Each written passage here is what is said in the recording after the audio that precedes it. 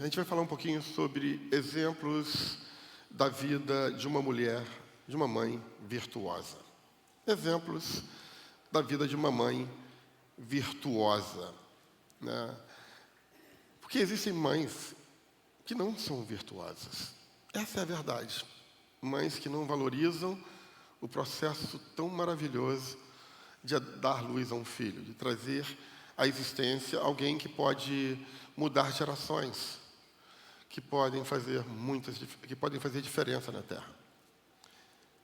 Mãe é uma dádiva de Deus. E a todas as mães que aqui estão, um forte aplauso.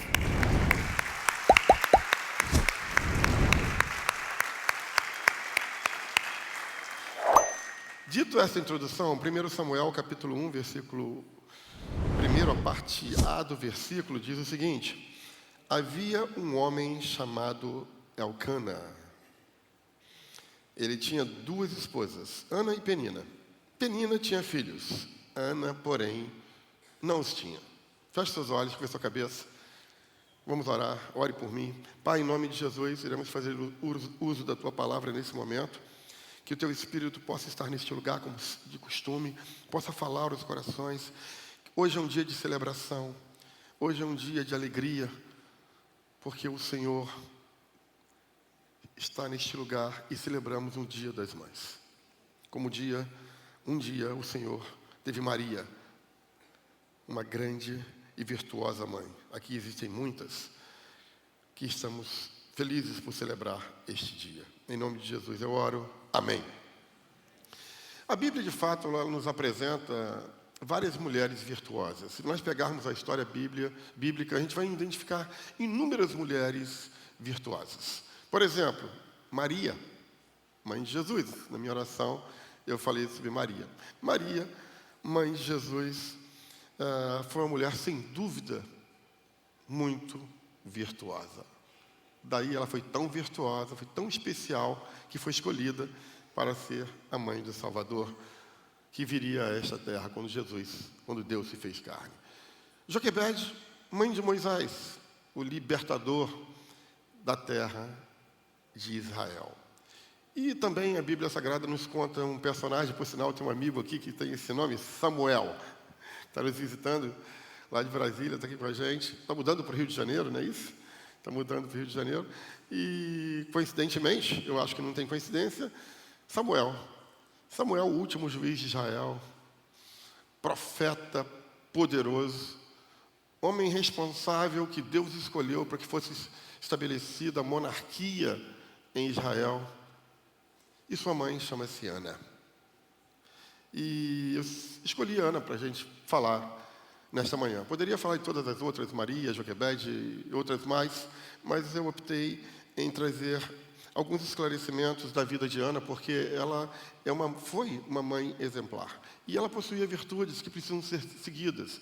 Ela nos ensina muita coisa. E é sobre isso que a gente vai começar a desenvolver a partir de agora, a partir desse momento.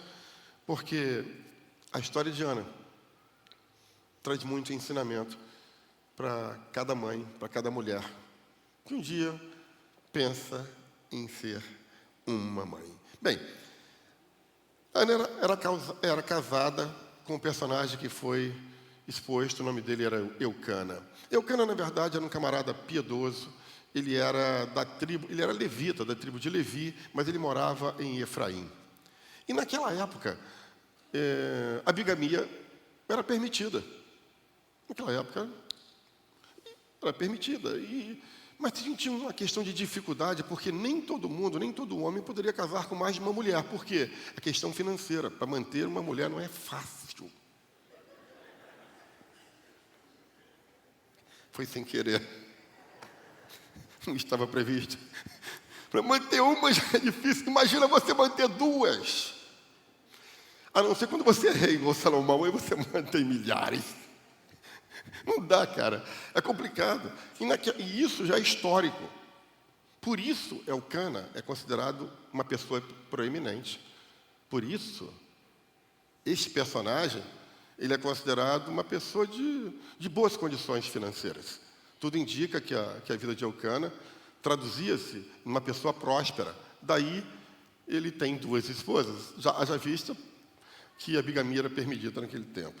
É difícil, eu fico pensando, meu Deus do céu, como é que pode administrar uma mulher de uma dificuldade? Administrar uma, é complexa. Os homens que aqui estão sabem do que eu estou falando. Imagina administrar 2. E o contexto se traz dentro disso. Talvez algumas mulheres devem estar pensando assim, difícil administrar homem. Li a mente de vocês. Mas eu concordo também que administrar determinados homens é muito complexo. Não no meu caso, sou muito simples. Enfim, isso posto, esse personagem, ele era um homem que seguia a lei mosaica. Ele era um seguidor daquilo que ele aprendeu. Então, ele era um piedoso e fazia tudo aquilo que ele aprendeu desde criança. Sinal que teve uma mãe virtuosa, porque se não tivesse, ele não cumpria os desígnios que a lei traçava para ele fazer. Embora todo esse contexto tenha sido colocado entre 2 mulheres, era necessário, em termos de obediência, os israelitas iriam a uma cidade chamada Siló, para que naquele lugar eles pudessem celebrar a Deus. Então, 1 Samuel 1:3a diz que todos os anos esse homem subia de sua cidade a Siló para adorar e sacrificar ao Senhor dos exércitos. Isso era um mandamento, isso era uma orientação, isso era uma determinação da lei mosaica. Eles tinham que fazer isso, pelo menos, nas 3 principais festas, que era a festa dos pães ázimos, ou pães ázimos, que era junto com a Páscoa. Também a festa das colheitas, ou das semanas, chamada Pentecostes. E a festa do tabernáculo ou das cabanas, que eram as 3 principais festas. Então, havia uma orientação que todos os anos os homens, não as mulheres, mas os homens deveriam subir a Siló, não em Jerusalém, porque Siló era onde ficava o tabernáculo antes de ser estabelecido Jerusalém por Salomão. Então, nesse período, o local de adoração era Siló. Lá encontrava-se o tabernáculo. E 3 vezes por ano havia essa peregrinação. E os homens saíam de onde estavam e iam até esse lugar. Ele morava em Efraim, mais ou menos 24 quilômetros para chegar em Siló. Não era tão longe. Então ele caminhava, ele ia, peregrinava e fazia os seus sacrifícios. E isso está escrito lá em Êxodo, capítulo 34, versículo 23, que é a orientação para que 3 vezes por ano todos os homens, e não as mulheres, comparecessem diante do soberano, do Senhor, o Deus de Israel, a fim de prestar sacrifícios e seguir os seus rituais. O personagem em foco é Ana. Não era necessário que a mulher fosse seguir ao homem, mas essa mulher seguia.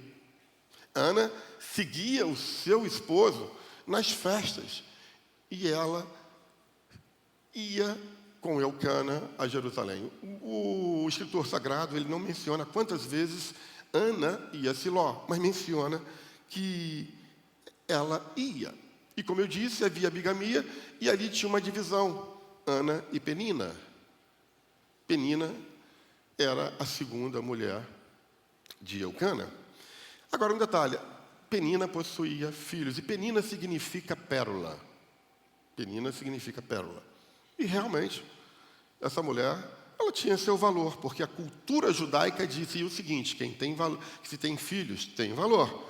Então, 1 Samuel 1,4 diz, no dia que Elcana oferecia sacrifícios, dava porção à sua mulher Penina e a todos os filhos e filhas dela. Então, possuir filhas naquela cultura, era algo significativo. Era muito importante.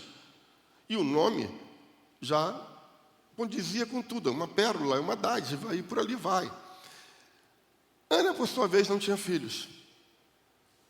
Depois é importante você ler toda a história, eu estou resumindo bastante, reduzindo bastante mesmo. Às vezes, o homem fala coisas que não é para falar. Eu não coloquei no texto aqui, mas eu vou trazer o esclarecimento. Elcana vira para Ana e fala assim, mas eu sou melhor do que 10 filhos, do que todos os filhos. Às vezes a gente abre a boca para falar besteira. Homem tem que tomar cuidado com o que fala. Depois você pode ler todo o texto que você vai encontrar essa declaração de Eucana. Por quê? Porque porque Ana era estéril. E Ana, o significado de Ana é graça. Diga comigo, o significado de Ana é graça. Só que Ana vivia uma desgraça. O nome de Ana não representava, o significado do nome de Ana não representava aquilo que ela vivia. Por quê? Porque naquela sociedade, quem não tinha filhos era pária, era escória. Quem não tinha filhos, a mulher que não tinha filhos, era colocado de lado. Era uma pessoa totalmente esquecida da sociedade, era humilhada. As pessoas faziam simplesmente qualquer coisa para colocar essa pessoa que não tinha filhos numa condição inferior. Por quê? Porque, segundo aquela tradição, Deus amaldiçoava a mulher que não tinha filhos.